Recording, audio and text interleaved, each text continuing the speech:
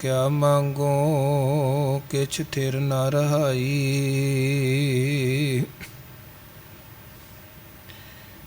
हर दीजै नाम प्यारी जियो। मैं क्या मांगो किछ थिर न रहाई। हर दीजै नाम प्यारी जियो।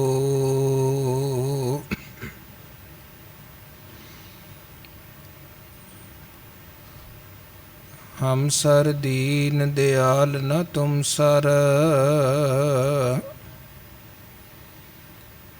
अब पतियार क्या कीजै।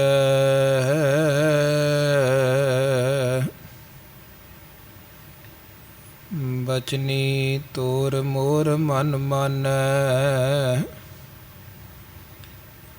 जन को पूरन दीजै।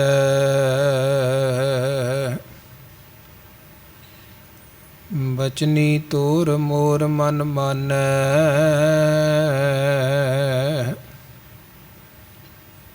जन को पूरन दीजै।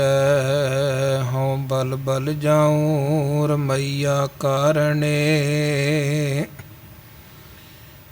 कारण कवन अबोल। बहुत जन्म बिछरे थे माधो। यह जन्म तुम्हारे लिखे।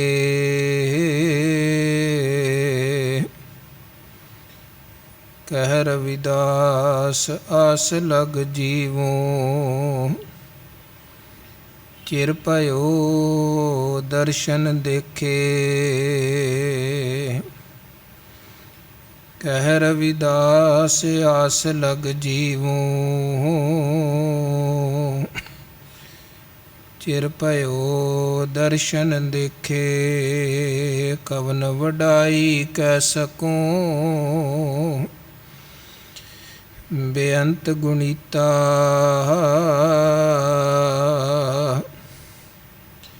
कर किरपा मोहे नाम देहो। नानक दर सरीता। कर किरपा मोहे नाम देहो। नानक दर सरीता।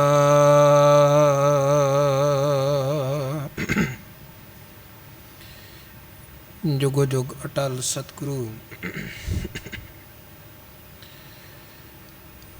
गुरगद्दी ते सुभाएमान दसां पातशाहियां दी जोत। गरीब नवाज सतगुरु ਸਾਹਿਬ ਸ੍ਰੀ ਗੁਰੂ ਗ੍ਰੰਥ ਸਾਹਿਬ ਜੀ ਮਹਾਰਾਜ ਜੀ ਦੀ ਪਾਵਨ ਪਵਿੱਤਰ ਮੁਬਾਰਕ ਅੰਮ੍ਰਿਤਮਈ ਹਜ਼ੂਰੀ ਵਿਖੇ ਰਾਤਰੀ ਦੇ ਦੀਵਾਨਾਂ ਦੀ ਹਾਜ਼ਰੀ ਭਰ ਰਹੀ ਸਨਮਾਨ ਔਰ ਸਤਿਕਾਰਯੋਗ ਗੁਰੂ ਰੂਪ ਸਾਧ ਸੰਗਤ। ਗੁਰੂ ਸਾਹਿਬ ਜੀ ਦੀਆਂ ਬੇਅੰਤ ਰਹਿਮਤਾਂ ਬਖਸ਼ਿਸ਼ਾਂ ਹੋਈਆਂ ਹਨ। ਰੋਜ਼ਾਨਾ ਦੀ ਤਰ੍ਹਾਂ ਗੁਰੂ ਕੇ ਪਾਵਨ ਪਵਿੱਤਰ ਦਰਬਾਰ ਦੀ ਅੰਮ੍ਰਿਤਮਈ ਦਰਬਾਰ ਦੀ ਹਾਜ਼ਰੀ ਭਰਨ ਦਾ ਸੁਭਾਗ ਸਮਾਂ ਮਿਲਿਆ ਹੈ ਔਰ ਗੁਰੂ ਘਰ ਦੇ ਸਨਮਾਨ ਸਤਿਕਾਰਯੋਗ ਕੀਰਤਨੀਆਂ ਪਾਸੋਂ ਪਾਵਨ ਬਾਣੀ ਦੇ ਸ਼ਬਦ ਕੀਰਤਨ ਪਿਆਰ ਸਤਿਕਾਰ ਸਹਿਤ ਆਪ ਜੀ ਨੇ ਸ਼ਰਵਣ ਕੀਤੇ ਹਨ। ਉਪਰੰਤ ਆਓ ਗੁਰਬਾਣੀ ਵਿਚਾਰ ਦੇ ਨਾਲ ਜੁੜੀਏ। ਸਭ ਤੋਂ ਪਹਿਲਾਂ ਗੁਰੂ ਬਖਸ਼ੀ ਫਤਿਹ ਪ੍ਰਵਾਨ ਕਰੋ। ਕੋਈ ਰਸਨਾ ਵਾਂਝੀ ਨਾ ਰਵੇ। ਅਦਬ ਸਹਿਤ ਪਿਆਰ ਸਤਿਕਾਰ ਸਹਿਤ ਆਖੋ ਜੀ ਵਾਹਿਗੁਰੂ ਜੀ ਕਾ ਖਾਲਸਾ ਵਾਹਿਗੁਰੂ ਜੀ ਕੀ ਫਤਿਹ। ਸਤਿਗੁਰਾਂ ਵੱਲੋਂ ਸਨਮਾਣੇ ਹੋਏ ਸਿਰਮੌਰ ਔਰ ਸ਼੍ਰੋਮਣੀ ਭਗਤ ਭਗਤ ਕਬੀਰ ਸਾਹਿਬ ਜੀ ਦੀ ਪਾਵਨ ਪਵਿੱਤਰ ਮੁਬਾਰਕ ਰਸਨਾ ਤੋਂ ਉਚਾਰਨ ਅੰਮ੍ਰਿਤਮਈ ਸ਼ਲੋਕ ਰੂਪ ਬਚਨਾਂ ਦੀ ਵਿਚਾਰ ਆਪ ਜੀ ਨਿਤਾ ਪ੍ਰਤੀ ਗੁਰੂ ਕੇ ਚਰਨਾਂ ਵਿਖੇ ਗੁਰੂ ਕੇ ਪਾਵਨ ਪਵਿੱਤਰ ਦਰਬਾਰ ਵਿਖੇ ਜੁੜ ਮਿਲ ਬੈਠ ਸ਼ਰਵਣ ਕਰਦੇ ਹੋ। ਔਰ ਇਹਨਾਂ ਬਚਨਾਂ ਦੇ ਰਾਹੀਂ ਜੋ ਹੁਣ ਤੱਕ ਵਿਚਾਰ ਦੀ ਆਪਾਂ ਸਾਂਝ ਪਾਈ ਹੈ, ਭਗਤ ਕਬੀਰ ਜੀ ਨੇ ਸਭ ਤੋਂ ਪਹਿਲਾਂ ਅਕਾਲ ਪੁਰਖ ਵਾਹਿਗੁਰੂ ਜੀ ਦੇ ਸਿਮਰਨ ਨਾਮ ਤੋਂ ਵਿਚਾਰ ਦੀ ਆਰੰਭਤਾ ਕੀਤੀ ਹੈ, ਕਿਉਂਕਿ ਹਰ ਮਨੁੱਖ ਚਾਹੁੰਦਾ ਹੈ ਮੇਰੇ ਜੀਵਨ 'ਚ ਸੁੱਖ ਵਰਤੇ, ਮਨ ਕਰਕੇ ਤਨ ਕਰਕੇ ਸ਼ਾਂਤੀ ਟਿਕਾ ਆਨੰਦ ਇਹ ਜੀਵਨ 'ਚ ਆਉਣ। ਅਤੇ ਉਹਦੇ ਲਈ ਕਬੀਰ ਸਾਹਿਬ ਕਹਿੰਦੇ ਰਸਨਾ ਅਤੇ ਵਾਹਿਗੁਰੂ ਦੇ ਸਿਮਰਨ ਨੂੰ ਵਸਾਉਣਾ ਪਏਗਾ, ਰਸਨਾ ਨੂੰ ਉਹਦੀ ਸਿਮਰਨੀ ਬਣਾਉਣਾ ਪਏਗਾ। ਫਿਰ ਕਬੀਰ ਸਾਹਿਬ ਕਹਿੰਦੇ ਜਦੋਂ ਬੰਦਾ ਇਸ ਰਸਤੇ 'ਤੇ ਚੱਲਦਾ ਹੈ, ਧਰਮ ਦੇ ਰਸਤੇ 'ਤੇ, ਪਰਮਾਰਥ ਦੇ ਰਸਤੇ 'ਤੇ, ਪਰਮੇਸ਼ਰ ਦੇ ਰਸਤੇ 'ਤੇ ਸਭ ਤੋਂ ਪਹਿਲੇ ਨੰਬਰ 'ਤੇ ਉਹਨੂੰ ਲੋਕ ਲਾਜ ਛੱਡਣੀ ਪੈਂਦੀ ਹੈ, ਕਿਉਂਕਿ ਸੰਸਾਰ ਬਹੁਤ ਕੁਝ ਬੋਲਦਾ ਹੈ।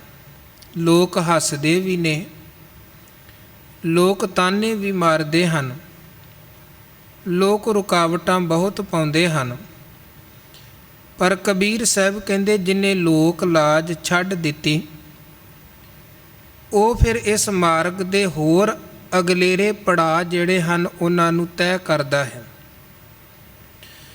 ਉਹਨਾਂ 'ਤੇ ਵੀ ਲੋਕ ਹੱਸੇ, ਜਿਹੜੀ ਗੱਲ ਉਹਨਾਂ ਕਹੀ, ਕਬੀਰ ਮੇਰੀ ਜਾਤ ਕੋ ਸਭ ਕੋ ਹੱਸਣੇ ਹਾਰ, ਹੱਸੇ ਕਬੀਰ 'ਤੇ ਵੀ ਲੋਕ।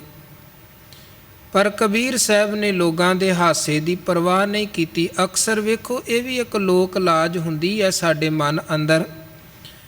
ਬੰਦਾ ਕਈ ਵਾਰ ਚੰਗਾ ਕਰਮ ਕਰਨ, ਧਰਮ ਕਰਮ ਕਰਨ ਤੋਂ ਵੀ ਝੱਕ ਜਾਂਦਾ ਹੈ ਕਿ ਪਤਾ ਨਹੀਂ ਦੂਜੇ ਕੀ ਕਹਿਣਗੇ, ਕਿਹੜੇ ਨਜ਼ਰੀਏ ਦੇ ਨਾਲ ਵੇਖਣਗੇ। ਸੋ ਇਹ ਸੰਸਾਰ ਕਿਸੇ ਤੇ ਦੁਨੀਆ ਦੇ ਸਾਰੇ ਲੋਕ ਕਦੇ ਖੁਸ਼ ਨਹੀਂ ਹੋਏ।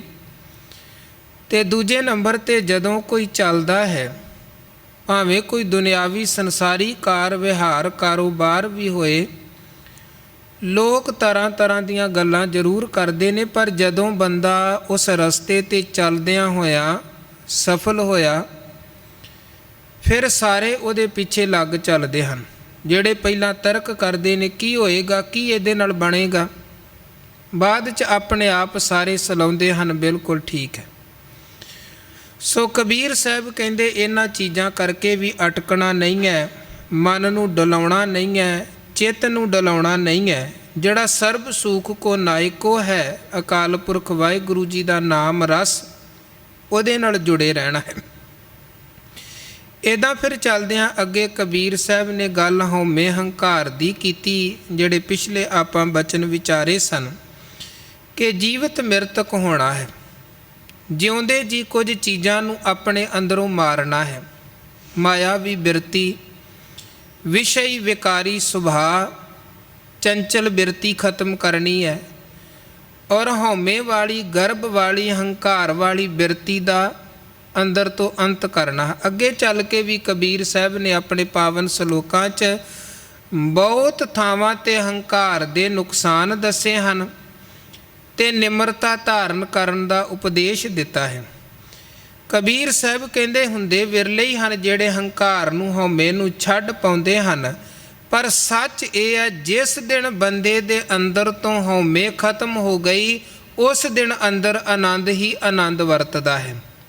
ਹਉਮੈ ਕਰਕੇ ਬੰਦਾ ਸਾਰਾ ਕੁਝ ਹੋਣ ਦੇ ਬਾਵਜੂਦ ਵੀ ਉਹਦਾ ਸੁੱਖ ਰਸ ਆਨੰਦ ਨਹੀਂ ਲੈ ਪਾਉਂਦਾ ਹੈ, ਕਿਉਂਕਿ ਮਨ ਅੰਦਰ ਹੰਕਾਰ ਹੈ ਅਤੇ ਹੰਕਾਰ ਮਨ ਨੂੰ ਸੰਤੁਸ਼ਟ ਨਹੀਂ ਹੋਣ ਦਿੰਦਾ ਹੈ। ਹੰਕਾਰੀ ਧਨ ਪ੍ਰਾਪਤ ਕਰਕੇ ਵੀ ਸੰਤੁਸ਼ਟ ਨਹੀਂ ਹੈ, ਕਿਉਂਕਿ ਉਹਨੂੰ ਲੱਗਦਾ ਹੈ ਮੇਰੇ ਕੋਲ ਅਜੇ ਘੱਟ ਧਨ ਹੈ, ਦੂਜੇ ਕੋਲ ਬਹੁਤਾ ਧਨ ਹੈ, ਮੈਂ ਉਹਦੇ ਤੋਂ ਜ਼ਿਆਦਾ ਧਨੀ ਬਣਾ।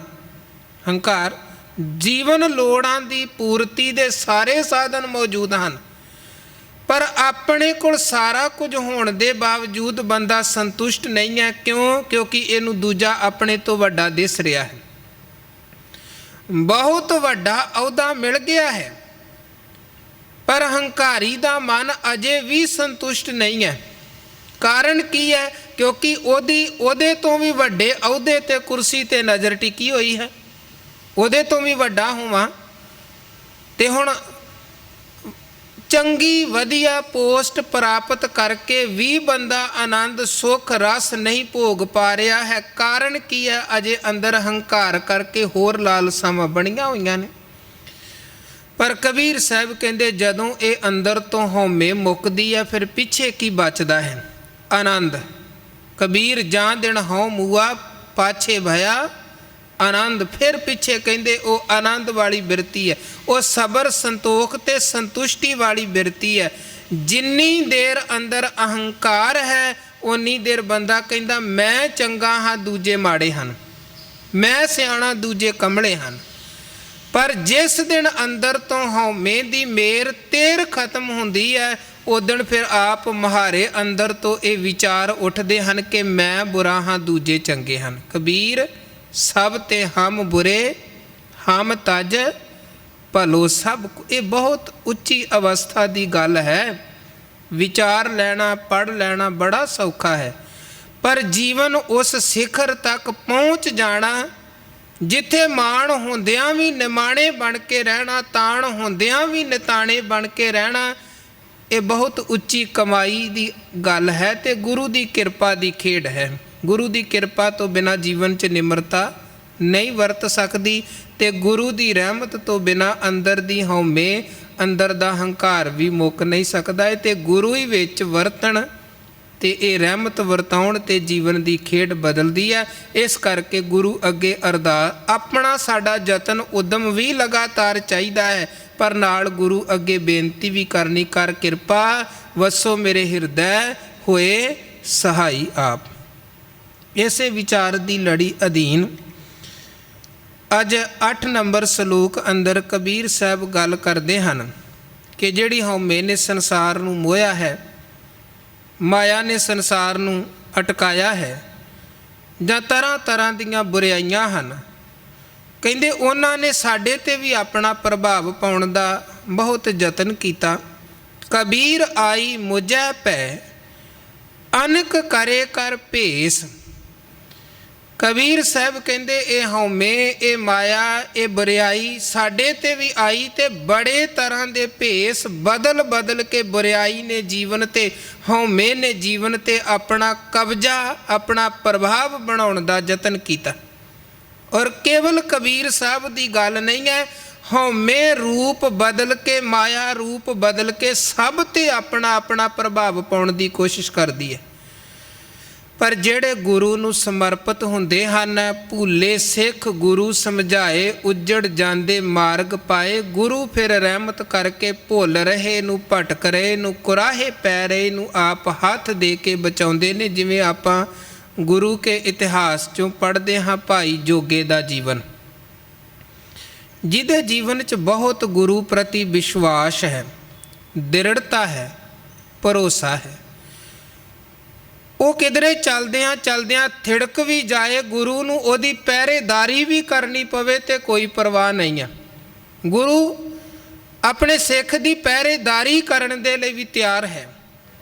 ਭਾਈ ਜੋਗਾ ਗੁਰੂ ਕੇ ਦਰਬਾਰ 'ਚ ਜਦੋਂ ਆਇਆ, ਮਹਾਰਾਜ ਨੇ ਪੁੱਛਿਆ ਕੀ ਨਾਂ ਹੈ ਤੇਰਾ ਬੇਟਾ? ਇਹ ਕਹਿਣ ਲੱਗਾ ਜੀ ਜੋਗਾ। ਮਹਾਰਾਜ ਕਹਿਣ ਲੱਗੇ ਕਿਹਦੇ ਜੋਗਾ? ਇਹ ਅੱਗੋਂ ਕਹਿਣ ਲੱਗਾ ਜੀ ਤੁਹਾਡੇ ਜੋਗਾ। ਬੜੇ ਸਤਿਗੁਰੂ ਪ੍ਰਸੰਨ ਹੋਏ। ਇਹਨੇ ਸੇਵਾ ਬੜੀ ਗੁਰੂ ਕੇ ਦਰਬਾਰ ਦੀ ਕੀਤੀ, ਘਰ ਵਾਲਿਆਂ ਨੇ ਰਿਸ਼ਤਾ ਪੱਕਾ ਕੀਤਾ। ਸਤਿਗੁਰੂ ਸੱਚੇ ਪਾਤਸ਼ਾਹ ਜੀ ਦੇ ਕੋਲ ਇਹਦੇ ਪਰਿਵਾਰ ਵਾਲੇ ਆਏ, ਜੀ ਹੁਣ ਬੱਚੇ ਦਾ ਵਿਆਹ ਕਾਰਜ ਕਰਨਾ ਹੈ, ਆਪ ਜੀ ਆਗਿਆ ਦੇਵੋ। ਮਹਾਰਾਜ ਸੱਚੇ ਪਾਤਸ਼ਾਹ ਜੀ ਨੇ ਆਗਿਆ ਦਿੱਤੀ, ਪਰ ਨਾਲ ਇਹ ਬਚਨ ਕਿਹਾ ਕਿ ਜੋਗਿਆ, ਜਦੋਂ ਵੀ ਗੁਰੂ ਘਰ ਤੋਂ ਕੋਈ ਸੱਦਾ ਪਹੁੰਚੇ, ਕੋਈ ਹੁਕਮ ਪਹੁੰਚੇ, ਜਿੱਥੇ ਜਿਸ ਜਗ੍ਹਾ 'ਤੇ ਵੀ ਖੜਾ ਹੋਵੇ, ਗੁਰੂ ਕਾ ਹੁਕਮ ਸੁਣਦਿਆਂ ਉਸੇ ਵਕਤ ਗੁਰੂ ਘਰ ਵੱਲ ਨੂੰ ਚੱਲ ਪਵੇ। ਕਹਿਣ ਲੱਗਾ ਮਹਾਰਾਜ 7 ਬਚਨ ਇਸੇ ਤਰ੍ਹਾਂ ਕਰਾਂਗਾ। ਔਰ ਉਹ ਆਪ ਜਾਣਦੇ ਹੋ ਸਾਖੀ ਕੇ ਆਨੰਦ ਕਾਰਜ ਚੱਲ ਰਹੇ ਸਨ। ਗੁਰੂ ਕਾ ਹੁਕਮ ਲੈ ਕੇ ਸਿੱਖ ਪਹੁੰਚ ਗਿਆ। 2 ਲਾਵਾਂ ਹੋਈਆਂ, 2 ਰਹਿੰਦੀਆਂ। ਉਹਨੇ ਜਾ ਕੇ ਹੁਕਮ ਕੰਨ 'ਚ ਸੁਣਾਇਆ। कि महाराज दा हुक्म है जोगिया आ। ते जोगे ने उसे वक्त गुरु के हुक्म नूं कमाउंदियां होयां ते गुरु वाले पासे नूं कूच कर लिया। अध चों वो सारा कुछ छड्ड के चल पिया। दृढ़ता विखाई, सिदक विखाया, गुरु प्रति प्रेम विखाया, चल पिया। पर पापी मन रस्ते दे विच आके भटक गया। भटक गया मन, विषयी प्रभाव पिया। जिहड़ी गल कबीर साहब इत्थे कह रहे हैं कि बड़े भेस बदल के माया आउंदी है, हौमे आउंदी है, बुराइयां जीवन ते आउंदियां हन। किसे ते कोई काम वासना दे रूप च आ सकती है, किसे ते लोभ वासना दे रूप दे विच आ सकती है, किसे ते हंकार सीधा किसी होर तरीके दे नाल प्रभाव पा सकता है। पर बुराई अपने आप दे विच मनुख नूं लपेटण दे लई बहुत तरीकिਆਂ दे रूप भेस बदल के आउंदी है। ते जिन्हां दे जीवन दे विच घाट होवे वो थिड़क जाते हैं, जिहड़े सिदकी ते दृढ़ होण वो पक्के रहिंदे हन, क्योंकि गुरु उन्हां दी आप पहरेदारी करते हैं, अपने आप दे विच नहीं है। अपने आप च जे आपां दावा करके कहिए कि मैं बहुत पक्का हाँ, नहीं डोलण वाला, तो ये साडा भुलेखा है। माया बड़ी प्रबल है, हंकार बड़ा प्रबल है। इत्थे वड्डे तो वड्डे दावे करन वाले भी मिंटां सकिंटां दे विच डोले हन, जिन्हां दे बड़े वड्डे वड्डे दावे सन कि सानू कोई नहीं डुला सकदा, वो भी डोल गए। हुण एक पासे ते विचों लावां छड्ड के जोगा तुर पिया गुरु वाले पासे। पर रस्ते च माया ने अपना प्रभाव पाया, विषयां विकारां दे रूप दे विच, ते जोगे दे कदम थिड़क गए। पर गुरु ने विच आप पहरेदारी कीती। भुले सिख गुरु समझाए, उजड़ जांदे मार्ग पाए। गुरु ने आप सिख नूं बचा लिया विषयां ते विकारां दी खाई च डिगण तो, खूह च डिगण तो। काम, क्रोध, लोभ, मोह, मन लीना, ये सारे ही विकार साडे मन ते अपना प्रभाव पाउंदे ने। पर बंधन काट मुक्त गुर कीना, गुरु इन्हां दे बंधनां नूं कट के सानू मुक्ति दिवाउंदे ने। आपां सुखमनी साहिब च भी हजूर दे बचन पढ़दे आ। महाराज कहंदे सतगुर सिख के बंधन काटै, गुर का सिख विकार ते हटे। गुरु साडे बंधनां नूं कटदे ने, ते जिहदे जिहदे जीवन चो गुरु ने बंधन कट दिते वो विकारां तो हटदा जांदा है। कबीर साहब कहंदे कबीर आई मुझे पै, अनिक करे कर भेस, हम राखे गुर अपने उन कीनो आदेश। ये हौमे बड़े रूप बदल के साडे ते आई, बड़े भेस बदल के साडे वल आई। पर हम राखे गुर अपने, सानू कहंदे किन्ने रखिया किन्ने बचाया? अपने गुरु ने। गुरु ने कृपा करके साडी राखी कीती। रखवाला है साडा गुरु। दोवें थाम रखे गुर सूरे। गुरु ओ सूरमा जिवें पौड़ी है, पौड़ी का एक पासा थले है जमीन ते, एक पासा उपर छत ते लग्या होया है। इसे तरह गुरु साडे नाल भी जुड़े ने, गुरु परमेश्वर दे नाल भी जुड़े हैं। गुरु दी लोक अंदर भी पहुँच है, गुरु दी परलोक अंदर भी पहुँच है।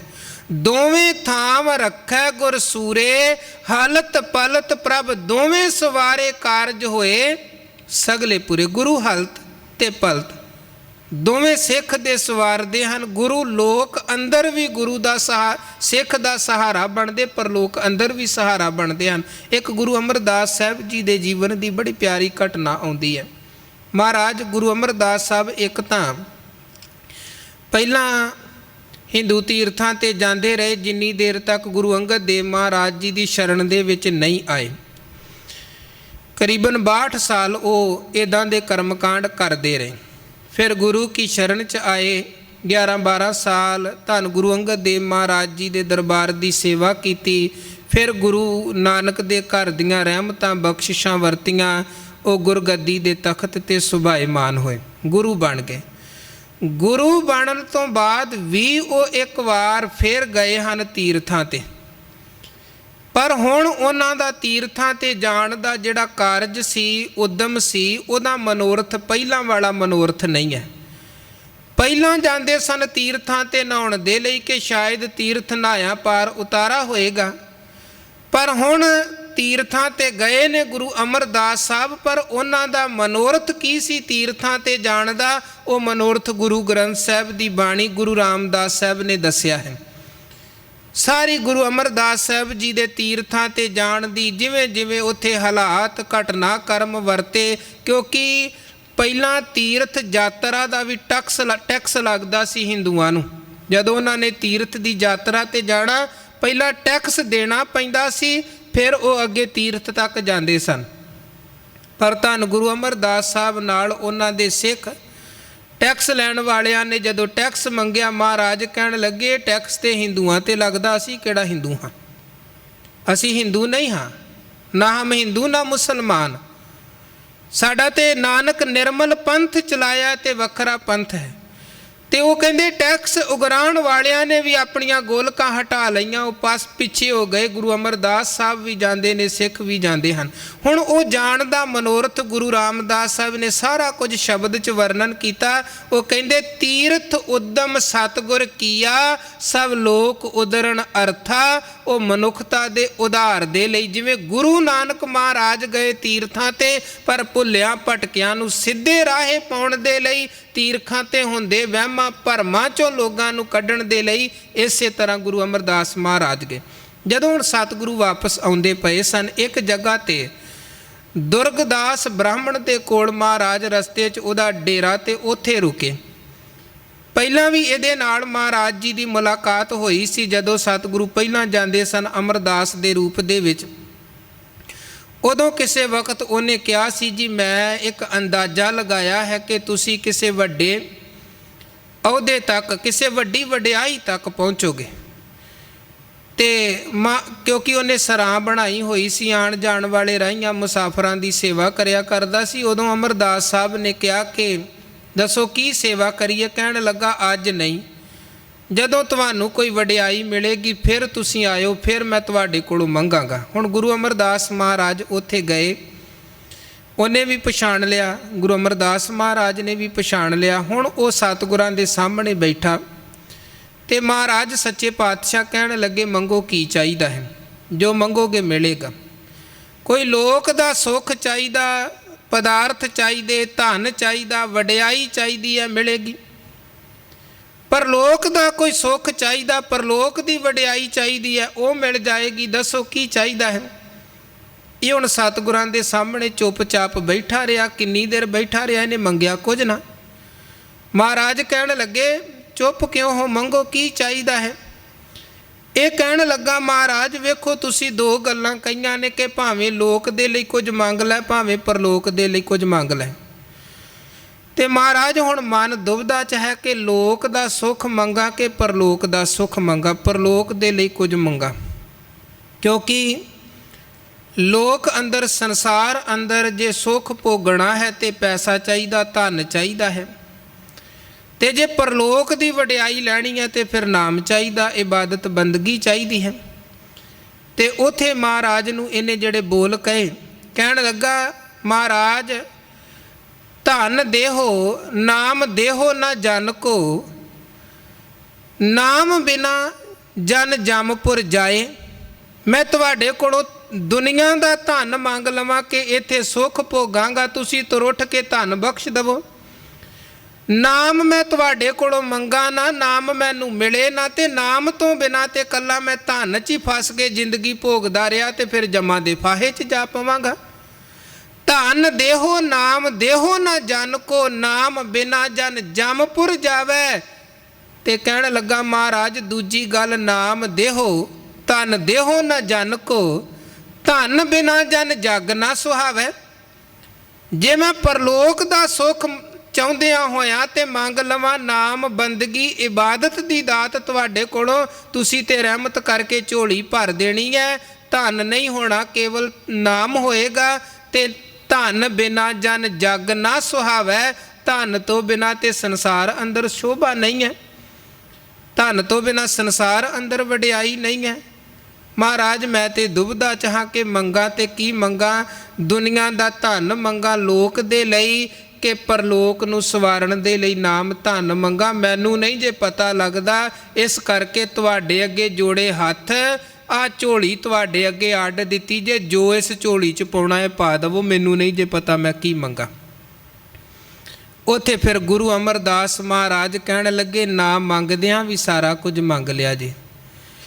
ਮਹਾਰਾਜ ਕਹਿਣ ਲੱਗੇ ਫਿਰ ਜਾਓ, ਜਿੰਨੀ ਦੇਰ ਤੱਕ ਜੀਵਨ ਚੱਲੇਗਾ ਧਨ ਦੀ, ਦੁਨੀਆ ਸੰਸਾਰ ਦੀ ਵਡਿਆਈ ਦੀ ਕੋਈ ਕਮੀ ਨਹੀਂ ਰਹੇਗੀ, ਤੇ ਨਾਮ ਧਨ ਦੀ ਕਮਾਈ ਕਰਦੇ ਰਹੋ। ਗੁਰੂ ਨਾਨਕ ਦੀ ਰਹਿਮਤ ਸਦਕਾ ਲੋਕ ਵੀ ਸਵਰੇਗਾ ਤੇ ਪਰਲੋਕ ਵੀ ਸਵਰ ਜਾਏ।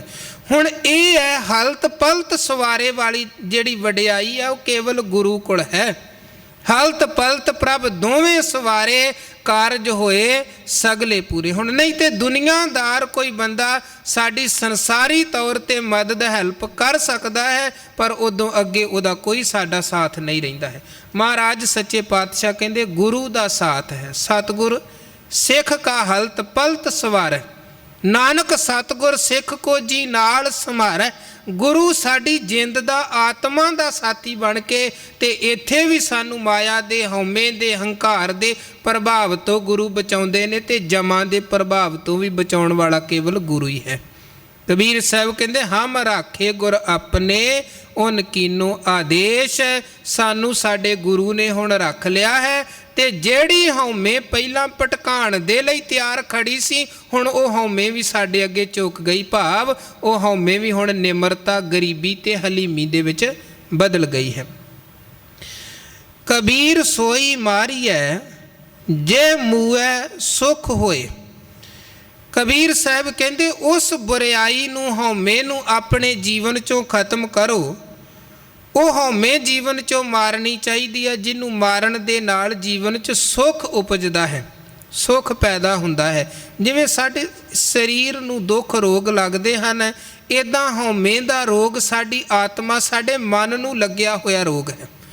ਤੇ ਸਾਡੇ ਸਰੀਰ 'ਤੇ ਕੋਈ ਜ਼ਖਮ ਹੋਵੇ ਤੇ ਆਪਾਂ ਫਿਰ ਉਹ ਜ਼ਖਮ ਦਾ ਇਲਾਜ ਕਰਦੇ ਹਾਂ। ਕਾਰਨ ਕੀ ਹੈ? ਭਾਵੇਂ ਉਹ ਜ਼ਖਮ ਸਾਡੇ ਸਰੀਰ ਦੇ ਕਿਸੇ ਇੱਕ ਅੰਗ 'ਤੇ ਹੈ, ਪਰ ਉਹ ਜ਼ਖਮ ਦੀ ਪੀੜਾ ਦਾ, ਦਰਦ ਦਾ ਜਿਹੜਾ ਪ੍ਰਭਾਵ ਹੈ, ਉਹ ਪੂਰੇ ਦਾ ਪੂਰਾ ਸਰੀਰ ਮਹਿਸੂਸ ਕਰਦਾ ਹੈ, ਪੂਰਾ ਸਰੀਰ ਮਹਿਸੂਸ ਕਰਦਾ। ਇਕੱਲਾ ਮੱਥਾ ਹੀ ਦਰਦ ਕਰਦਾ ਹੋਵੇ ਤੇ ਉਹਦਾ ਅਸਰ ਕੇਵਲ ਮੱਥੇ ਤੱਕ ਥੋੜ੍ਹਾ ਰਹਿੰਦਾ ਹੈ, ਸਾਰੇ ਦੇ ਸਾਰੇ ਸਰੀਰ 'ਤੇ ਪੈਂਦਾ ਹੈ।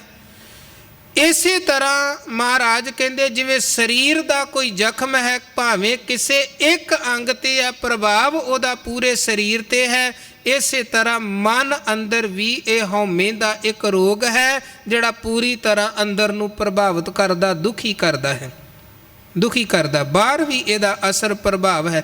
ਹੰਕਾਰ ਕਰਕੇ ਜਦੋਂ ਬੰਦਾ ਕੋਈ ਵਧੀਕੀ ਕਰਦਾ, ਕਿਸੇ ਨਾਲ ਝਗੜਾ ਕਰਦਾ ਹੈ, ਉਦੋਂ ਬਾਅਦ ਫਿਰ ਹੋਰ ਕਈ ਤਰ੍ਹਾਂ ਦੀਆਂ ਮੁਸੀਬਤਾਂ ਆਣ ਪੈਂਦੀਆਂ ਨੇ। ਸੋ ਕਬੀਰ ਸਾਹਿਬ ਕਹਿੰਦੇ ਜਿਹੜੇ ਦੁੱਖ ਦਾ ਕਾਰਨ ਹੈ ਇਹ ਹਉਮੈ, ਉਹਨੂੰ ਮੁਕਾਉਣਾ ਚਾਹੀਦਾ, ਉਹਨੂੰ ਮਾਰਨਾ ਚਾਹੀਦਾ ਹੈ। ਜਿਹ ਮੂਐ ਸੁਖ ਹੋਏ। ਫਿਰ ਅੱਗੇ ਕਹਿੰਦੇ ਭਲੋ ਭਲੋ ਸਭ ਕੋ ਕਹੈ, ਬੁਰੋ ਨਾ ਮਾਨੈ ਕੋਏ।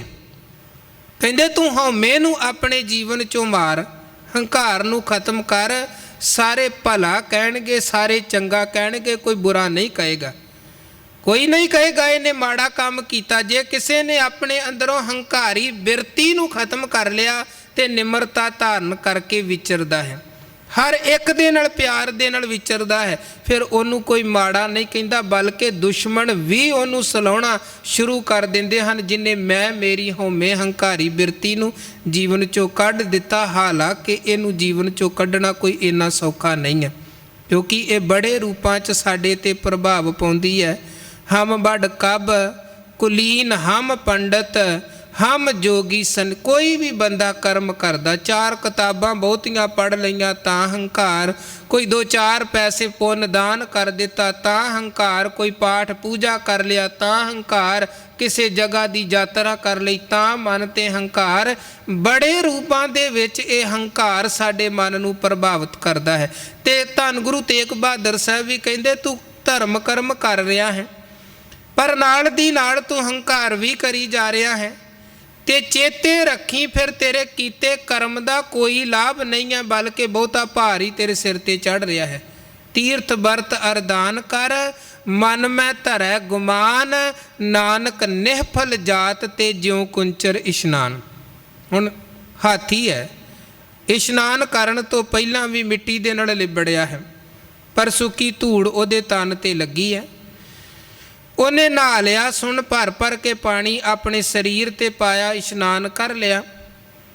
ਉਦੋਂ ਬਾਅਦ ਉਸੇ ਸੁੰਡ ਦੇ ਨਾਲ ਮਿੱਟੀ ਧੂੜ ਆਪਣੇ ਪਿੰਡੇ 'ਤੇ ਪਾ ਲਈ। ਉਹ ਹੁਣ ਜ਼ਿਆਦਾ ਚਿੱਕੜ ਜਿਹਾ ਸਰੀਰ 'ਤੇ ਬਣ ਗਿਆ, ਗਿੱਲੇ ਸਰੀਰ 'ਤੇ ਜਦੋਂ ਮਿੱਟੀ ਧੂੜ ਲੱਗੀ ਹੈ। ਉਹ ਪਹਿਲਾਂ ਨਾਲੋਂ ਵੀ ਗੱਲ ਬਾਅਦ 'ਚ ਜ਼ਿਆਦਾ ਵਿਗੜ ਗਈ। ਮਹਾਰਾਜ ਕਹਿੰਦੇ ਹੰਕਾਰ ਤਾਂ ਪਹਿਲਾਂ ਵੀ ਇਹਦੇ ਜੀਵਨ 'ਚ, ਪਰ ਹੁਣ ਇਹਦੇ ਮਨ 'ਤੇ ਧਰਮ ਦਾ ਹੰਕਾਰ ਹੋ ਗਿਆ, ਧਰਮ ਕਰਮਾਂ ਦਾ ਹੰਕਾਰ ਹੋ ਗਿਆ, ਚੰਗਿਆਈਆਂ ਦਾ ਹੰਕਾਰ ਹੋ ਗਿਆ।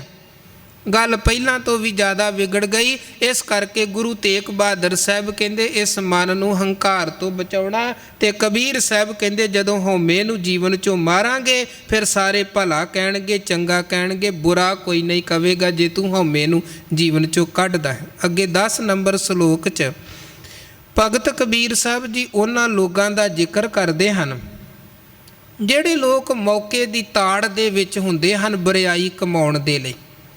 ਬਹੁਤ ਲੋਕ ਐਸੇ ਹਨ ਜਿਹੜੇ ਸਧਾਰਨ ਹਾਲਾਤਾਂ ਦੇ ਵਿੱਚ ਤਾਂ ਭਾਵੇਂ ਸ਼ਾਂਤ ਰਹਿੰਦੇ ਹਨ, ਪਰ ਜਦੋਂ ਕਿਧਰੇ ਥੋੜ੍ਹੇ ਬਹੁਤੇ ਹਾਲਾਤ ਸਮਾਂ ਟੇਢਾ ਮੇਢਾ ਹੁੰਦਾ ਹੈ ਉਹ ਝੱਟ ਬੁਰਾਈ ਕਰਨ ਦੇ ਲਈ ਐਕਟਿਵ ਹੋ ਜਾਂਦੇ ਹਨ, ਹਾਵੀ ਹੋ ਜਾਂਦੇ ਹਨ। ਉਹਨਾਂ ਦੀ ਗੱਲ ਕਬੀਰ ਸਾਹਿਬ ਕਰਦਿਆਂ ਕਹਿੰਦੇ ਅਸਲ 'ਚ ਉਹ ਵੀ ਪਰਮੇਸ਼ਰ ਦੇ ਮਾਰੇ ਹੋਏ ਹੀ ਹਨ, ਮਾਨਸਿਕ ਮੌਤੇ ਮਰੇ ਹੋਏ ਹਨ ਜਿਹੜੇ ਮੌਕਾ ਲੱਭਦੇ ਹਨ ਬੁਰਾਈ ਕਮਾਉਣ ਦਾ। ਕਿਉਂਕਿ ਬੰਦਾ ਬਦੀ ਤੋਂ ਨਹੀਂ ਡਰਦਾ ਹੈ, ਬਦਨਾਮੀ ਤੋਂ ਡਰਦਾ ਹੈ। ਇਸ ਕਰਕੇ ਜਦੋਂ ਇਹ ਵੇਂਦਾ ਹੈ ਕੋਈ ਕਿਸੇ ਤਰ੍ਹਾਂ ਦਾ ਪੜਦਾ ਹੈ, ਹੁਣ ਮੈਨੂੰ ਕੋਈ ਨਹੀਂ ਵੇਂਦਾ ਪਿਆ, ਤੇ ਇਹ ਫਿਰ ਝੱਟ ਬੁਰਾਈ ਕਮਾਉਣ ਲੱਗ ਜਾਂਦਾ ਹੈ। ਕਿਉਂ? ਕਿਉਂਕਿ ਹੁਣ ਕੋਈ ਵੇਖ ਨਹੀਂ ਰਿਹਾ ਹੈ। ਬਦਨਾਮੀ ਦਾ ਡਰ, ਸਮਾਜ ਦਾ, ਸੰਸਾਰ ਦਾ, ਮਨੁੱਖੀ ਮਨ ਅੰਦਰ ਡਰ ਕੇ ਕੋਈ ਮੇਰੇ ਵੱਲ ਉਂਗਲੀ ਖੜੀ ਨਾ ਕਰੇ, ਮੈਂ ਜੋ ਮਰਜ਼ੀ ਕਰਦਾ ਰਵਾਂ। ਚੋਰੀ ਤੋਂ ਨਹੀਂ ਡਰਦਾ, ਪਰ ਚੋਰ ਕਹਾਣ ਤੋਂ ਇਹ ਡਰਦਾ ਹੈ। ਰਿਸ਼ਵਤ ਲੈਂਦਿਆਂ ਕਿਸ ਚੀਜ਼ ਦਾ ਡਰ ਹੁੰਦਾ ਹੈ ਕਿ ਕੋਈ ਵੇਖੇ ਨਾ। ਉਸ ਬੁਰਾਈ ਤੋਂ ਨਹੀਂ ਡਰ ਰਿਹਾ ਹੈ, ਪਰ ਬੁਰਾਈ ਤੋਂ ਹੋਣ ਵਾਲੀ ਬਦਨਾਮੀ ਤੋਂ ਜ਼ਰੂਰ ਡਰਦਾ ਹੈ ਕਿ ਕੱਲ੍ਹ ਨੂੰ ਕਿਸੇ ਨੂੰ ਪਤਾ ਨਾ ਲੱਗ ਜਾਏ। ਤੇ ਹੁਣ ਇਹ ਨਹੀਂ ਹੈ ਕਿ ਮੈਂ ਬੁਰਾਈ ਕਰਾਂ ਹੀ ਨਾ, ਤੇ ਆਪੇ ਕਿਸੇ ਨੂੰ ਕਿੱਥੋਂ ਪਤਾ ਲੱਗਣਾ ਜਦੋਂ ਬੁਰਾਈ ਨਾ ਕੀਤੀ। ਪਰ ਇਹ ਬੁਰਾਈ ਵਾਲੇ ਪਾਸਿਓਂ ਸੰਕੋਚ ਨਹੀਂ ਕਰਦਾ, ਬਲਕਿ ਬੁਰਾਈ ਤੇ ਪਰਦੇ ਪਾ ਕੇ ਬੁਰਾਈ ਕਰਨ ਦਾ ਯਤਨ ਕਰਦਾ, ਹਿੰਮਤ ਕਰਦਾ ਹੈ। ਕਬੀਰ ਸਾਹਿਬ ਕਹਿੰਦੇ ਕਬੀਰ ਰਾਤੀ ਹੋਵੈ ਕਾਰੀਆਂ, ਕਾਰੇ ਉਬੈ ਜੰਤ। ਕਬੀਰ ਸਾਹਿਬ ਕਹਿੰਦੇ ਜਦੋਂ ਰਾਤਾਂ ਹਨੇਰੀਆਂ ਹੁੰਦੀਆਂ ਹਨ, ਕਾਲੀਆਂ ਰਾਤਾਂ ਹਨ, ਤੇ ਜਿਹੜੇ ਕਾਲੀ ਬਿਰਤੀ ਵਾਲੇ, ਕਾਲੇ ਦਿਲਾਂ ਵਾਲੇ, ਕਾਲੇ ਮਨਾਂ ਵਾਲੇ ਲੋਕ ਹਨ, ਚੋਰ ਆਦਿਕ, ਉਹ ਤੁਰੰਤ ਇੱਕਦਮ ਤਿਆਰ ਬਰ ਤਿਆਰ ਹੋ ਜਾਂਦੇ ਹਨ ਬੁਰਾਈ ਕਮਾਉਣ ਦੇ ਲਈ ਕਿ ਹੁਣ ਹਨੇਰਾ ਹੈ ਤੇ ਹਨੇਰੇ ਦੇ ਵਿੱਚ ਅਸੀਂ ਆਪਣਾ ਕੰਮ ਕਰ ਸਕਦੇ ਹਾਂ, ਕਿਸੇ ਨੂੰ ਪਤਾ ਕੋਈ ਨਹੀਂ ਲੱਗੇਗਾ। ਫਿਰ ਉਹ ਕੀ ਕਰਦੇ ਹਨ? ਕਬੀਰ ਜੀ ਕਹਿੰਦੇ ਲੈ ਫਾਹੇ ਉੱਠ ਧਾਵਤੇ ਸੇ ਜਾਨ ਮਾਰੇ ਭਗਵੰਤ। ਫਾਹੇ ਲੈ ਕੇ ਭਾਵ ਜੋ ਉਹਨਾਂ ਨੂੰ ਚੋਰੀ ਕਰਨ ਦੇ ਲਈ ਜੋ ਜੋ ਚੀਜ਼ਾਂ ਚਾਹੀਦੀਆਂ ਨੇ, ਕਿਸੇ ਦੇ ਘਰ 'ਚ ਚੋਰੀ ਕਰਨੀ, ਕਿਸੇ ਦੀ ਦੁਕਾਨ 'ਤੇ ਚੋਰੀ ਕਰਨੀ ਹੈ, ਜੋ ਜੋ ਚੀਜ਼ਾਂ ਉਹਨਾਂ ਨੂੰ ਚਾਹੀਦੀਆਂ ਉਹ ਆਪਣੇ ਸਾਧਨ ਅਸਤਰ ਸ਼ਸਤਰ ਲੈ ਕੇ ਚੱਲ ਪੈਂਦੇ ਹਨ। ਕਿਉਂ? ਕਿਉਂਕਿ ਮਨ 'ਚ ਇਹ ਵਿਚਾਰ ਹੈ ਕਿ ਹਨੇਰਾ ਹੈ ਤੇ ਹੁਣ ਸਾਨੂੰ ਕੋਈ ਨਹੀਂ ਦੇਖ ਰਿਹਾ ਹੋਵੇਗਾ, ਹੁਣ ਅਸੀਂ ਨਿਸ਼ਚਿੰਤ ਚੋਰੀ ਕਰ ਸਕਦੇ ਹਾਂ, ਗੁਨਾਹ ਕਰ ਸਕਦੇ ਹਾਂ। ਤੇ ਬਾਣੀ 'ਚ ਜਿਵੇਂ ਆਪਾਂ ਬਚਨ ਹਜ਼ੂਰ ਦੇ ਪੜ੍ਹਦੇ ਹੀ ਹਾਂ, ਮਹਾਰਾਜ ਕਹਿੰਦੇ ਠੀਕ ਹੈ ਤੂੰ ਦੁਨੀਆ ਤੋਂ ਪਰਦਾ ਰੱਖ ਕੇ ਗੁਨਾਹ ਕਰ ਲਿਆ, ਪਰ ਚੇਤੇ ਰੱਖੀ ਇਕੱਲਾ ਦੁਨੀਆ ਦੀ ਕਚਹਿਰੀ ਦੇ ਵਿੱਚ ਹੀ ਲੇਖਾ ਨਹੀਂ ਹੁੰਦਾ, ਮਾਲਕ ਦੇ ਘਰ ਵੀ ਲੇਖਾ ਹੁੰਦਾ ਹੈ। ਉੱਥੇ ਵੀ ਤੇਰੀਆਂ ਚੰਗਿਆਈਆਂ ਤੇ ਬੁਰਾਈਆਂ ਵਾਚੀਆਂ ਤੇ ਵਿਚਾਰੀਆਂ ਜਾਂਦੀਆਂ ਹਨ। ਜਿਹੜੇ ਬਚਨ ਧੰਨ ਗੁਰੂ ਅੰਗਦ ਦੇਵ ਮਹਾਰਾਜ ਜੀ ਨੇ ਪਹਿਲੀ ਵਾਰ ਸੁਣੇ ਸਨ ਭਾਈ ਜੋਧ ਜੀ ਕੋਲੋਂ, ਤੇ ਗੁਰੂ ਨਾਨਕ ਮਹਾਰਾਜ ਜੀ ਦੀ ਸ਼ਰਨ ਦੇ ਵਿੱਚ ਚਲੇ ਗਏ ਸਨ। ਉਹ ਬਚਨ ਕੀ ਹੈ? ਜਿਤ ਸੇਵਿਆ ਸੁਖ ਪਾਈਐ, ਸੋ ਸਾਹਿਬ ਸਦਾ ਸੰਭਾਲੀਐ, ਜਿਤ ਕੀਤਾ ਪਾਈਐ ਆਪਣਾ ਸਾ ਘਾਲ ਬੁਰੀ ਕਿਉਂ ਘਾਲੀਐ। ਜੇ ਸਾਨੂੰ ਪਤਾ ਹੈ ਕਿ ਜੋ ਅੱਜ ਅਸੀਂ ਬੀਜ ਰਹੇ ਹਾਂ ਕੱਲ੍ਹ ਇਹ ਵੱਢਣਾ ਪਵੇਗਾ, ਜੋ ਅਸੀਂ ਕਮਾ ਰਹੇ ਹਾਂ ਉਹਦਾ ਫਲ ਕੱਲ੍ਹ ਨੂੰ ਭੋਗਣਾ ਪਵੇਗਾ, ਤੇ ਫਿਰ ਸਾਨੂੰ ਅੱਜ ਸੁਚੇਤ ਹੋਣ ਦੀ ਲੋੜ ਹੈ, ਕੱਲ੍ਹ ਪਛਤਾਉਣ ਦੀ ਬਜਾਏ। ਫਿਰ ਦੁਖੀ ਹੋਣ ਦੀ ਬਜਾਏ ਅੱਜ ਸਾਨੂੰ ਸੁਚੇਤ ਹੋਣ ਦੀ ਲੋੜ ਹੈ। ਜਿਤ ਕੀਤਾ ਪਾਈਐ ਆਪਣਾ ਸਾ ਘਾਲ, ਬੁਰੀ ਕਿਉਂ ਘਾਲੀਐ। ਅੱਗੇ ਮਹਾਰਾਜ ਕਹਿੰਦੇ ਫਿਰ ਲੰਮੀ ਨਜ਼ਰ, ਦੂਰ ਅੰਦੇਸ਼ੀ ਦੇ ਨਾਲ ਵੇਖ ਕੇ ਕਰਮ ਕਰਨਾ ਚਾਹੀਦਾ ਹੈ। ਜਿਤ ਸੇਵਿਆ ਸੁਖ ਪਾਈਐ ਸੋ ਸਾਹਿਬ ਸਦਾ ਸੰਭਾਲੀਐ। ਜਿਤ ਕੀਤਾ ਪਾਈਐ ਆਪਣਾ ਸਾ ਘਾਲ, ਬੁਰੀ ਕਿਉਂ ਘਾਲੀਐ। ਮੰਦਾ ਮੂਲ ਨਾ ਕੀਚਈ ਦੇ ਲੰਮੀ ਨਜ਼ਰ ਨਿਹਾਲੀਐ। ਇਹ ਨਹੀਂ ਕਿ ਬਸ ਅਸੀਂ ਅਕਸਰ ਕੀ ਕਰਦੇ ਹਾਂ, ਬੰਦਾ ਮੌਕੇ ਦਾ ਲਾਭ ਵੇਂਦਿਆਂ ਹੋਇਆਂ ਤੇ ਬਰਿਆਈ ਕਮਾ ਦਿੰਦਾ ਹੈ ਕਿ ਠੀਕ ਹੈ 500 1000 2000 10,000 ਹੱਥ ਆ ਰਹੇ ਨੇ, ਲੈ ਲਵੋ, ਰਿਸ਼ਵਤ ਲੈ ਲਈ। ਦੂਰ ਦੀ ਨਹੀਂ ਸੋਚਦਾ ਹੈ ਕਿ ਅੱਜ ਤੇ ਇਹ ਗੁਨਾਹ ਕੀਤਾ, ਪਤਾ ਨਹੀਂ ਕਿਹੜੇ ਵੇਲੇ ਜਾ ਕੇ ਇਹ ਗੁਨਾਹ ਨੇ ਪ੍ਰਗਟ ਹੋ ਜਾਣਾ ਤੇ ਹੋ ਸਕਦਾ ਹੈ ਉਦੋਂ ਪਤਾ ਨਹੀਂ ਕਿੱਦਾਂ ਦਾ ਸਮਾਂ ਬਣਿਆ ਹੋਵੇ ਜਦੋਂ ਗੁਨਾਹ, ਬੰਦਾ ਕੁਆਰਾ ਹੈ, ਗੁਨਾਹ ਕਰ ਦਿੱਤਾ, ਅਗਾਂਹ ਵਿਆਹਿਆ ਗਿਆ, ਧੀਆਂ ਪੁੱਤਰਾਂ ਜਵਾਈਆਂ ਨੋਹਾਂ ਪੁੱਤਾਂ ਵਾਲਾ ਹੋ ਗਿਆ, ਹੁਣ ਉਹ ਗੁਨਾਹ ਪ੍ਰਗਟ ਹੋ ਗਿਆ ਤੇ ਹੁਣ ਬਦਨਾਮੀ ਕਿੰਨੀ ਵੱਡੀ ਬਦਨਾਮੀ ਹੈ। ਕੇਵਲ ਆਪਣੇ ਤੱਕ ਗੱਲ ਸੀਮਤ ਨਹੀਂ ਹੈ, ਕਿੰਨਿਆਂ ਹੋਰਨਾਂ ਤੱਕ ਉਹ ਬਦਨਾਮੀ ਦਾ ਪ੍ਰਭਾਵ ਗਿਆ। ਇਸ ਕਰਕੇ ਗੁਰੂ ਕਹਿੰਦੇ ਮੰਦਾ ਮੂਲ ਨਾ ਕੀਚਈ ਦੇ ਲੰਮੀ ਨਜ਼ਰ ਨਿਹਾਲੀਐ। ਬੁਰਿਆਈ ਕਰਦਿਆਂ ਤੂੰ ਕੇਵਲ ਛੋਟਾ ਜਿਹਾ ਮੌਕੇ ਦਾ ਲਾਭ ਨਾ ਵੇਖ, ਦੂਰ ਦੀ ਵੇਖ ਕੇ ਚੱਲ ਕੇ ਇਹਦਾ ਪ੍ਰਭਾਵ ਕਿੰਨਾ ਲੰਬੇਰਾ ਤੇਰੇ ਜੀਵਨ ਤੇ ਕਦੋਂ ਪੈ ਸਕਦਾ ਹੈ। ਕਿਉਂਕਿ ਜਿਹੜਾ ਤੂੰ ਬੀਜ ਦਿੱਤਾ ਬੁਰਿਆਈ ਦਾ, ਅੱਜ ਨਹੀਂ ਕੱਲ੍ਹ ਉਹਨੇ ਪ੍ਰਫੁੱਲਤ ਹੋਣਾ ਹੀ ਹੋਣਾ ਹੈ, ਹੋਣਾ ਹੀ ਹੋਣਾ ਹੈ। ਇਸ ਕਰਕੇ ਸਤਿਗੁਰੂ ਕਹਿੰਦੇ ਜੇ ਅੱਜ ਸੁਚੇਤ ਹੋ ਕੇ ਚੱਲਾਂਗੇ ਫਿਰ ਕੱਲ੍ਹ ਪਛਤਾਉਣਾ ਨਹੀਂ ਪਵੇਗਾ। ਤੇ ਫਿਰ ਦੂਜੀ ਗੱਲ ਗੁਰੂ ਕਹਿੰਦੇ ਠੀਕ ਹੈ ਤੂੰ ਦੁਨੀਆ ਤੋਂ ਲੁਕਾ ਵੀ ਲੈ ਪਰ ਰੱਬ ਤੋਂ ਲੁਕਾ ਨਹੀਂ ਹੋ ਸਕਦਾ, ਪਰਮਾਤਮਾ ਤੋਂ ਨਹੀਂ ਲੁਕਾਇਆ ਜਾ ਸਕਦਾ। ਹਟ ਪੱਟਣ ਵਿੱਚ ਮੰਦਰ ਭੰਨੈ, ਕਰ ਚੋਰੀ ਘਰ ਆਵੈ, ਅੱਗੋਂ ਦੇਖੈ ਪਿੱਛੋਂ ਦੇਖੈ ਤੁਝ ਤੇ ਕਹਾਂ ਛੁਪਾਵੇ। ਕਬੀਰ ਸਾਹਿਬ ਕਹਿੰਦੇ ਮਾੜੀ ਬਿਰਤੀ ਵਾਲੇ ਹਨੇਰੇ ਆਦਿਕ ਦਾ ਇੱਦਾਂ ਕਿਸੇ ਪਰਦੇ ਦਾ ਲਾਭ ਲੈ ਕੇ ਲੈ ਫਾਹੇ ਉੱਠ ਧਾਵਤੇ ਸੇ ਜਾਨ ਮਾਰੇ ਭਗਵੰਤ। ਕਹਿੰਦੇ ਜਿਹੜੇ ਇੱਦਾਂ ਦੀਆਂ ਬੁਰਾਈਆਂ ਕਰਦੇ ਨੇ, ਯਕੀਨ ਜਾਣੋ ਸੱਚ ਜਾਣੋ ਅਜਿਹੇ ਲੋਕ ਰੱਬ ਵੱਲੋਂ ਹੀ ਮਾਰੇ ਹੋਏ ਨੇ। ਰੱਬ ਦੇ ਘਰ ਦੀ ਹੀ ਮਾਰ ਹੀ ਉਹਨਾਂ ਤੇ ਪਈ ਹੋਈ ਹੈ ਜਿਹੜੇ ਦਿਨ ਰਾਤ ਬੁਰਾਈਆਂ ਹੀ ਚਿਤਵਦੇ ਰਹਿੰਦੇ ਤੇ ਬੁਰਾਈ ਕਰਨ ਦੇ ਮੌਕੇ ਹੀ ਭਾਲਦੇ ਰਹਿੰਦੇ ਹਨ। ਚੰਗਿਆਈ ਕਮਾਉਣੀ ਹੈ ਕਿਉਂਕਿ ਸਾਡੇ ਕਮਾਏ ਹੋਏ ਕਰਮ ਸਾਡੇ ਨਾਲ ਚੱਲਦੇ ਹਨ, ਲੋਕ ਅੰਦਰ ਵੀ ਪਰਲੋਕ ਅੰਦਰ ਵੀ। ਜੋ ਆਪਾਂ ਖੱਟਾਂਗੇ ਘਾਲਾਂਗੇ ਕਮਾਈ ਕਰਾਂਗੇ ਉਸੇ ਤਰ੍ਹਾਂ ਦਾ ਸਾਡਾ ਆਚਾਰ ਵਿਹਾਰ ਕਿਰਦਾਰ ਬਣਦਾ ਜਾਵੇਗਾ। ਔਰ ਗੁਰੂ ਕਹਿੰਦੇ ਚੰਗਿਆਈਆਂ ਬੁਰਾਈਆਂ ਵਾਚੈ ਧਰਮ ਹਦੂਰ, ਕਰਮੀ ਆਪੋ ਆਪਣੀ ਕੇ ਨੇੜੇ। ਜਦੋਂ ਆਪਾਂ ਕਰਮ ਕਰਨਾ ਹੁੰਦਾ ਹੈ ਉਦੋਂ ਸਾਡੀ ਸੋਚ ਕੁਝ ਹੋਰ ਹੁੰਦੀ ਹੈ ਔਰ ਹਾਵ ਭਾਵ ਕੁਝ ਹੋਰ ਹੁੰਦੇ ਹਨ। ਜਦੋਂ ਕਰਮਾਂ ਦਾ ਫਲ ਆਣ ਕੇ ਝੋਲੀ 'ਚ ਪੈਂਦਾ ਹੈ ਤੇ ਫਿਰ ਸਾਡਾ ਪੂਰੀ ਤਰ੍ਹਾਂ ਹਾਵ ਭਾਵ ਬਦਲ ਜਾਂਦਾ ਹੈ। ਆਪਣਾ ਗੁਨਾਹ ਕਬੂਲ ਕਰਨ ਦੀ ਬਜਾਏ ਆਪਾਂ ਦੂਜਿਆਂ ਤੇ ਚਿੱਕੜ ਸੁੱਟਣ ਦੀ ਕੋਸ਼ਿਸ਼ ਕਰਦੇ ਹਾਂ ਕਿ ਦੂਜੇ ਨੇ ਇਹ ਕੰਮ ਕੀਤਾ ਹੈ ਤਾਂ ਮੇਰਾ ਗੁਨਾਹ ਪ੍ਰਗਟ ਹੋ ਗਿਆ। ਜਿਵੇਂ ਇੱਕ ਕਿਸੇ ਨੇ ਬੜੀ ਪਿਆਰੀ ਜਿਹੀ ਕਹਾਣੀ ਹੈ ਛੋਟੀ ਜਿਹੀ ਕਿ ਸੋਨੇ ਦੀ ਬਹੁਤ ਵੱਡੀ ਦੁਕਾਨ ਸੀ ਤੇ ਉਸ ਦੁਕਾਨ ਦੇ ਵਿੱਚ ਇੱਕ ਵਿਅਕਤੀ ਨੌਕਰੀ ਕਰਦਾ ਸੀ। ਕਿਸੇ ਅਧਿਆਪਕ ਨੇ, ਪ੍ਰੋਫੈਸਰ ਨੇ, ਜਿਹੜੇ ਬੱਚੇ ਬੈਠੇ ਹੋਏ ਸਨ ਜਿਨ੍ਹਾਂ ਨੂੰ ਉਹ ਪੜ੍ਹਾ ਰਿਹਾ ਸੀ ਉਹਨਾਂ ਨੂੰ ਇੱਕ ਸਵਾਲ ਕੀਤਾ ਇਹ ਸਾਰੀ ਗੱਲ ਸੁਣਾ ਕੇ ਕਿ ਕਿਸੇ ਸੋਨੇ ਦੀ ਦੁਕਾਨ ਦੇ ਵਿੱਚ ਇੱਕ ਵਿਅਕਤੀ ਕੰਮ ਕਰਦਾ ਹੈ। ਬਹੁਤ ਲੰਬਾ ਸਮਾਂ ਉਹਨੇ ਬੜੀ ਇਮਾਨਦਾਰੀ ਦੇ ਨਾਲ ਕੰਮ ਕੀਤਾ। ਸ਼ਾਮੀ ਜਦੋਂ ਦੁਕਾਨ ਬੰਦ ਕਰਨੀ ਹੁੰਦੀ ਸੀ ਉਹੀ ਦੁਕਾਨ ਨੂੰ ਤਾਲੇ ਲਗਾਉਂਦਾ ਸੀ ਤੇ ਮਾਲਕ ਨੂੰ ਚਾਬੀ ਪਕੜਾਉਂਦਾ ਸੀ। 10-15 ਸਾਲ ਇੱਦਾਂ ਇਮਾਨਦਾਰੀ ਦੇ ਨਾਲ ਉਹ ਕੰਮ ਕਰਦਾ ਰਿਹਾ। ਇੱਕ ਦਿਨ ਨੀਅਤ 'ਚ ਬੇਈਮਾਨੀ ਆ ਗਈ। ਬੇਈਮਾਨੀ ਆ ਗਈ, ਕੀ ਕੀਤਾ ਉਹਨੇ? ਤਾਲਾ ਲਗਾਇਆ ਨਹੀਂ ਤਾਂ ਤਾਲਾ ਖੁੱਲ੍ਹਾ ਹੀ ਰਹਿਣ ਦਿੱਤਾ, ਮਾਲਕ ਦੇ ਹੱਥ ਚਾਬੀ ਪਕੜਾ ਦਿੱਤੀ। ਹੁਣ ਮਾਲਕ ਦਾ ਭਰੋਸਾ ਵੱਜ ਚੁੱਕਿਆ ਸੀ, ਕੋਈ ਦੁਬਾਰਾ ਤਾਲਾ ਚੈੱਕ ਨਹੀਂ ਸੀ ਕਰਦਾ। ਚਾਬੀ ਮਾਲਕ ਨੂੰ ਪਕੜਾ ਦਿੱਤੀ, ਮਾਲਕ ਨੇ ਚਾਬੀ ਲਈ ਘਰ ਨੂੰ ਚਲਾ ਗਿਆ। ਹੁਣ ਇਹਨੇ ਕੀ ਕੀਤਾ? ਇਹ ਦੁਬਾਰਾ ਪਰਤ ਆਇਆ, ਆਪਣੇ ਘਰ ਨਾ ਗਿਆ, ਦੁਬਾਰਾ ਆ ਗਿਆ ਦੁਕਾਨ 'ਚ ਅੱਧੀ ਕੁ ਰਾਤ ਵੇਲੇ। ਤਾਲਾ ਖੁੱਲ੍ਹਿਆ ਹੋਇਆ ਸੀ, ਸ਼ਟਰ ਖੋਲ੍ਹਿਆ, ਦਰਵਾਜ਼ਾ ਖੋਲ੍ਹਿਆ, ਉਹ ਅੰਦਰੋਂ ਸੋਨਾ ਜੋ ਚੀਜ਼ਾਂ ਸਨ ਉਹ ਪੰਡਾ ਬੰਨ੍ਹ ਲਈਆਂ, ਇਕੱਠਾ ਕਰ ਲਿਆ। ਤੇ ਜਦੋਂ ਇਕੱਠਾ ਕਰ ਲਿਆ ਤੇ ਫਿਰ ਸੋਚਦਾ ਹੈ ਕਿ ਅਜੇ ਕੁਝ ਸਮਾਂ ਬਾਅਦ ਚ ਬਾਹਰ ਨਿਕਲਾਂਗਾ, ਕੋਈ ਬਾਹਰ ਹਿਲ ਜੁਲ ਹੋਏਗੀ, ਕੋਈ ਨਿਕਲਦਾ ਹੋਏਗਾ ਰਾਹੀ ਮੁਸਾਫਰ। ਬਹਿ ਗਿਆ ਉੱਥੇ, ਤੇ ਹੁਣ ਜਦੋਂ ਬਹਿ ਗਿਆ ਤੇ ਨੀਂਦ ਆ ਗਈ, ਸੌਂ ਗਿਆ। ਤੇ ਜਦੋਂ ਸੌਂ ਗਿਆ ਤੇ ਸੁੱਤਿਆਂ ਸੁੱਤਿਆਂ ਪਤਾ ਹੀ ਨਾ ਲੱਗਾ ਰਾਤ ਕਿਹੜੇ ਵੇਲੇ ਲੰਘ ਗਈ ਹੈ ਤੇ ਦਿਨ ਚੜ੍ਹ ਆਇਆ ਤੇ ਮਾਲਕ ਆ ਗਏ। ਉਹਨਾਂ ਵੇਖਿਆ ਦਰਵਾਜ਼ਾ ਖੁੱਲ੍ਹਾ ਪਿਆ ਹੈ, ਅੰਦਰ ਗਏ ਤੇ ਇਹਨੇ ਸੋਨਾ ਬੰਨ੍ਹਿਆ ਹੋਇਆ ਸੀ ਤੇ ਉਹ ਬੈਠਾ ਹੋਇਆ ਸੀ ਉੱਥੇ, ਲੇਟਿਆ ਹੋਇਆ ਸੀ, ਸੁੱਤਾ ਹੀ ਪਿਆ ਸੀ। ਉਹਨਾਂ ਨੇ ਪਕੜ ਲਿਆ ਤੇ ਬੁਲਾ ਲਈ ਪੁਲਿਸ ਆਦਿਕ, ਪੁਲਿਸ ਦੇ ਹਵਾਲੇ ਕਰ ਦਿੱਤਾ। ਹੁਣ ਇਹ ਗੱਲ ਸੁਣਾਉਂਦਿਆਂ ਹੋਇਆਂ ਉਹ ਪ੍ਰੋਫੈਸਰ ਕਹਿਣ ਲੱਗਾ, ਹੁਣ ਦੱਸੋ ਉਸ ਬੰਦੇ ਨੇ ਗਲਤੀ ਕਿੱਥੇ ਕੀਤੀ, ਜਿਹੜਾ ਪਕੜਿਆ ਗਿਆ, ਕਿੱਥੇ ਉਹਨੇ ਗਲਤੀ ਕੀਤੀ। ਹੁਣ ਅੱਗੇ ਜਿਹੜੇ ਬੈਠੇ ਵਿਦਿਆਰਥੀ ਸਨ ਉਹਨਾਂ ਦੇ ਵਿੱਚੋਂ ਕਰੀਬਨ ਸਾਰੇ ਕਹਿਣ ਲੱਗੇ ਉਹਨੇ ਗਲਤੀ ਕੀਤੀ ਜਿਹੜਾ ਮਾਲ ਬੰਨ੍ਹ ਕੇ ਉਹ ਸੌਂ ਗਿਆ ਸੀ। ਜੇ ਨਾ ਸੌਂਦਾ ਤਾਂ ਕਿੱਥੇ ਪਕੜਿਆ ਜਾਣਾ ਸੀ। ਕਿਸੇ ਇੱਕ ਨੇ ਵੀ ਇਹ ਨਹੀਂ ਕਿਹਾ ਕਿ ਉਹਦੇ ਪਕੜੇ ਜਾਣ ਦਾ ਕਾਰਨ ਹੈ ਉਹਦੀ ਨੀਅਤ ਦੇ ਵਿੱਚ ਬੇਈਮਾਨੀ ਆਣਾ।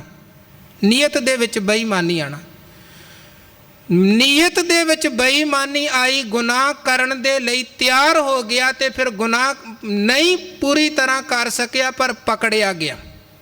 ਹੁਣ ਜਦੋਂ ਪਕੜਿਆ ਗਿਆ ਫਿਰ ਭਾਵੇਂ ਕਸੂਰ ਨੀਂਦ ਦਾ ਕੱਢ ਲਵੋ, ਫਿਰ ਭਾਵੇਂ ਕਸੂਰ ਜਿਹਦਾ ਮਰਜ਼ੀ ਕੱਢ ਲਵੋ, ਪਰ ਅਸਲ ਦੇ ਵਿੱਚ ਗੁਨਾਹ ਦੀ ਜੜ ਸੀ ਉਹ ਆਈ ਹੋਈ ਬੇਈਮਾਨੀ। ਹੁਣ ਮਨੁੱਖ ਗੁਨਾਹ ਕਰਦਾ ਹੈ, ਜਦੋਂ ਪਕੜਿਆ ਜਾਂਦਾ ਫਿਰ ਕਹਿੰਦਾ ਜੀ ਉਹਨੇ ਚੁਗਲੀ ਕਰ ਦਿੱਤੀ, ਉਹਨੇ ਦੱਸ ਦਿੱਤਾ, ਉਹਨੇ ਸ਼ਿਕਾਇਤ ਕਰ ਦਿੱਤੀ। ਇਹ ਨਹੀਂ ਕਹਿੰਦਾ ਕਿ ਮੈਂ ਗੁਨਾਹ ਕੀਤਾ ਤੇ ਤਾਂ ਫਾਹੇ ਦੇ ਵਿੱਚ ਪੈ ਗਿਆ ਹਾਂ।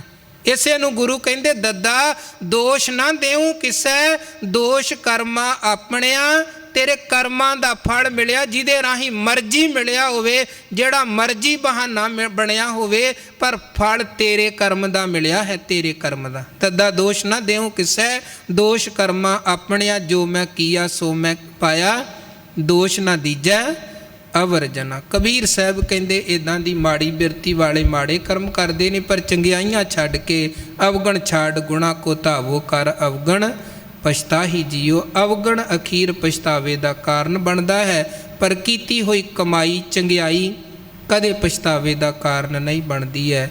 ਇੰਨੀਆਂ ਬੇਨਤੀਆਂ ਪ੍ਰਵਾਨ ਕਰਨੀਆਂ, ਭੁੱਲਾਂ ਚੁੱਕਾਂ ਦੀ ਖਿਮਾ ਕਰਨੀ। ਫਤਿਹ ਪ੍ਰਵਾਨੋ ਜੀ। ਵਾਹਿਗੁਰੂ ਜੀ ਕਾ ਖਾਲਸਾ, ਵਾਹਿਗੁਰੂ ਜੀ ਕੀ ਫਤਿਹ। ਰਾਮਕਲੀ ਮਹੱਲਾ ਤੀਜਾ। ਆਨੰਦ ਇੱਕ ਓੰਕਾਰ ਸਤਿਗੁਰ ਪ੍ਰਸਾਦ।